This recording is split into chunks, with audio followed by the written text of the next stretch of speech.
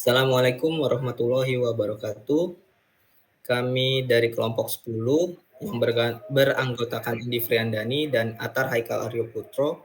Di sini kita akan menjelaskan konsep dasar Ripple Down Rules dari sistem berbasis pengetahuan. Ya, selanjutnya, apa itu sih Ripple Down Rules atau RDR?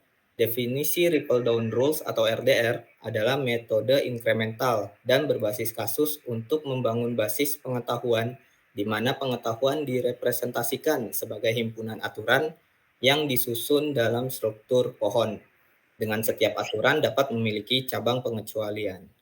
Nah, incremental sendiri itu adalah sistem hanya perlu diperbaharui dengan pengecualian baru. Jadi, penting aturan utamanya ada pengecualian. Ya. Selanjutnya, mengapa menggunakan RDR? RDR itu dikembangkan untuk menyelesaikan kelemahan metode akuisisi pengetahuan tradisional yang menyediakan solusi yang signifikan. Nah, salah satunya, pause dulu. Ya, di sini mengapa menggunakan RDR untuk mengatasi bottleneck akuisisi pengetahuan, di mana akuisisi pengetahuan secara tradisional itu knowledge engineer perlu wawancara mendalam dengan ahli dan menjadikan proses lambat dan sulit. Sedangkan untuk menggunakan RDR, expert hanya perlu memperbaiki kesalahan yang ini struktur keseluruhan. Kemudian menjaga konsistensi secara otomatis, di mana pada tradisional penambahan aturan baru dapat menyebabkan konflik dan dengan aturan lama menjadi tidak konsisten. Sedangkan jika menggunakan RDR, aturan baru ditambahkan sebagai pengecualian spesifikasi. Konsistensi dipelihara secara alami melalui struktur pohon. Dan juga membangun sistem yang dapat dijelaskan, di mana di tradisional itu sulit untuk menjelaskan mengapa menjadi suatu kesimpulan gitu. Dibuat aturan mengapa aturan lain tidak diterapkan. Sedangkan dengan RDR, karena pengetahuan didapat melalui jalur aturan dan pengecualian, jadi sistem dapat menjelaskan tuh dengan mudah alasan suatu kesimpulan. Oke, selanjutnya. Siapa yang berperan dalam sistem RDR? Di sini ada peranan dari sistem RDR yaitu pakar domain atau sumber pengetahuan, di mana dia menganalisis error, kemudian kita koreksi, dan di sini sistem RDR sebagai koordinator, verifikasi, klasifikasi hingga ke pengguna akhir. Nah, di sini ada penjelasannya, pakar domain memiliki peran sumber utama dari pengetahuan. Tugasnya yaitu memperbaiki kesalahan sistem, menentukan perbedaan antara kasus yang salah dan kasus yang benar, dan memberikan pengecualian untuk kasus-kasus yang diklasifikasikan. Sedangkan untuk sistem RDR atau sebagai koordinatornya, tugasnya bertanya kepada pakar saat sistem membuat kesalahan, kemudian menentukan lokasi yang tepat untuk pengecualian baru, dan menambahkan pengecualian baru sebagai cabang pengecualian dari aturan yang salah. Kemudian untuk penggunanya, yaitu pengguna akhir dari si sistem itu tersendiri, menggunakan sistem yang sudah selesai untuk mendapatkan rekomendasi, menggunakan sistem untuk klasifikasi, memberitahu sistem ketika ada kesalahan. Oke, selanjutnya, kapan RDR paling tepat digunakan? RDR paling efektif dalam situasi berikut, yaitu pengetahuan awal terbatas.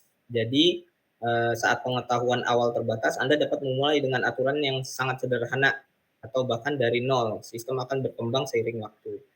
Kemudian domain pengetahuan kompleks, di mana cocok untuk bidang seperti diagnosis medis atau klasifikasi hukum, di mana aturan umum sering memiliki banyak pengecualian.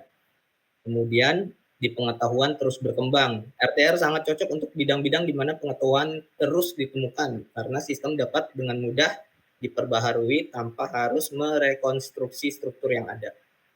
Klasifikasi salah terjadi. Nah, di sini proses pembelajaran RDR hanya diaktifkan ketika sistem membuat kesalahan dan ahli melakukan koreksi. Ini adalah saat pengetahuan sebenarnya diambil.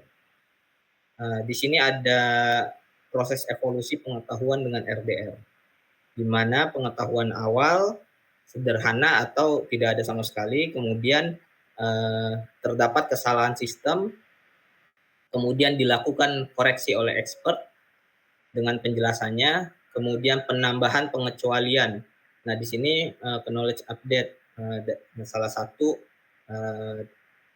pengetahuan dari RDR itu sendiri. Lalu terciptalah pengetahuan baru. Ya, selanjutnya akan dijelaskan oleh tim saya, Mas Atar, silahkan.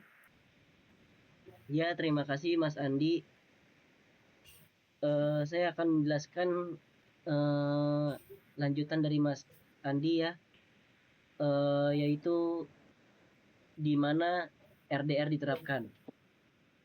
RDR, kapan metode RDR yang paling cocok digunakan? Ketika pengetahuan awal terbatas, Anda bisa memulai dengan aturan yang sederhana, bahkan hanya satu aturan dasar, atau dari keadaan kosong sekalipun sistem akan berkembang seiring waktu. Ketika pengetahuan domain kompleks dan penuh pengecualian, domain seperti diagnosis medis atau klasifikasi hukum, di mana aturan umum seringkali memiliki banyak pengecualian, sangat cocok untuk RDR. Ketika pengetahuan terus berkembang, RDR ideal untuk domain di mana pengetahuan baru terus ditemukan karena sistem dapat mudah diperbarui tanpa merombak total struktur yang ada. Saat terjadi kesalahan klasifikasi, proses pembelajaran RDR hanya aktif ketika sistem membuat kesalahan dan ahli hadir untuk memperbaikinya. Ini adalah momen akuisisi pengetahuan yang sesungguhnya. Selanjutnya, bagaimana RDR bekerja? Proses evaluasi. RDR menggunakan pendekatan penelusuran pohon keputusan untuk mengevaluasi kasus baru.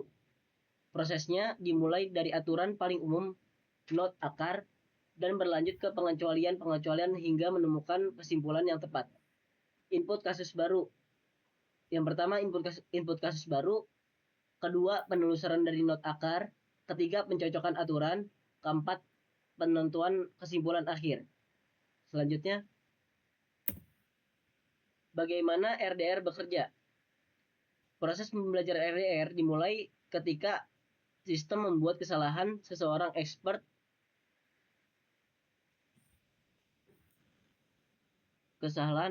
melakukan koreksi. Proses ini melibatkan 4 langkah utama. Yang pertama, koreksi expert. Kedua, lokalisasi kesalahan. Ketiga, identifikasi perbedaan. Keempat, penambahan aturan pengecualian. Selanjutnya, struktur pohon RDR. Struktur pohon RDR komponen node, yaitu pertama condition, yaitu kondisi. Kedua, conclusion, kesimpulan. Ketiga, exception, branch atau cabang pengecualian. Aturan A benar kecuali untuk kasus-kasus tertentu, di mana pengecualian B mungkin lebih tepat. Selanjutnya, contoh ilustrasi RDR, yaitu sebagai berikut. Contohnya klasifikasi kelelawar. Langkah pertama, kesalahan awal. Sistem awalnya salah mengklasifikasikan kelelawar sebagai burung karena memiliki sayap. Kedua, koreksi expert. Expert mengatakan kesalahan kelelawar seharusnya diklasifikasikan sebagai mamalia. Langkah ketiga, expert memberikan perbedaan. Expert menjelaskan perbedaan kelelawar memiliki rambut dan melahirkan, sedangkan burung tidak. Langkah keempat, sistem menambah aturan baru. Sistem otomatis menambahkan aturan sebagai pengecualian ke aturan utama. If terdapat sayap dan memiliki rambut. Ya, dan melahirkan. Ya. D, dan klasifikasi sama dengan mamalia. Selanjutnya, keunggulan DR dibanding metode lain. Akuisisi pengetahuan yang konsisten.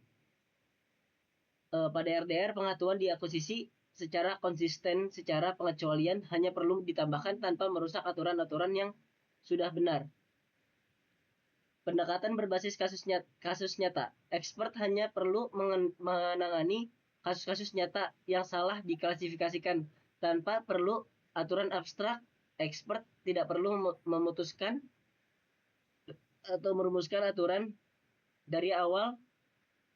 Mereka hanya perlu memberitahu sistem apa yang salah memberikan. Beda antara kasus yang salah dengan kasus yang benar. Kemudian penjelasan, karena di RDR disusun sebagai pohon aturan dan pengecualian, sistem dapat menjelaskan dengan mudah mengapa suatu penarikan kesimpulan dibuat. Selanjutnya, pembangunan sistem secara intelektual. RDR memungkinkan pembangunan sistem pengetahuan secara inkremental, dimulai dari aturan sederhana atau bahkan kosong, dan berkembang seiring waktu. Selanjutnya, tantangan keterbatasan RDR. Yang pertama, pohon terlalu dalam. Untuk domain yang sangat kompleks, struktur aturan dapat memiliki banyak tingkatan pengecualian yang mungkin sedikit.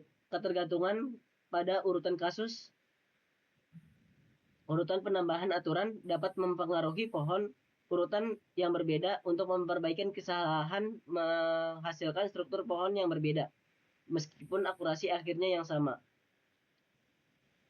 Kebutuhan expert yang mampu.